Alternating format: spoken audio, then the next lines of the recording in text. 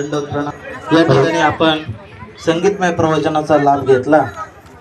संगीतमय प्रवचनामधून आपल्याला सर्वज्ञ श्री चक्रधर स्वामींचे विचार, छत्रपती शिवाजी महाराजांचे विचार असं आपल्याला थोडक्या शब्दात ज्यांनी आपल्याला सांगितलं त्या मुखेड निवासी माधुरीताई रेलकर।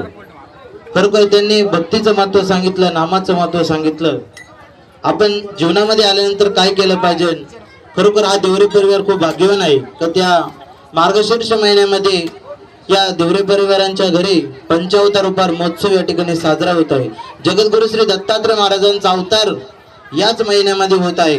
असा हा परिवार देवरे परिवार, या देवरे परिवाराकडून अशीच सतत सेवा घडो, परमेश्वराची सेवा घडो, साधू संतांची सेवा घडो आणि या देवरे परिवाराला सर्वज्ञ श्री चक्रधर स्वामी उदंड आयुष्य प्रदान करो, हीच त्या परमेश्वर चरणी प्रार्थना सर्व मानव आश्रमांच्या वतीने आणि सर्व मानव पंथीयांच्या वतीने या देवरे परिवाराला खूप खूप शुभेच्छा देतो। आणि या ठिकाणी भोजनाची व्यवस्था या ठिकाणी झालेली, सर्वांना विनंती की आपण भोजन केल्याशिवाय जायचं नाही, भोजनाचा आपण लाभ घ्या।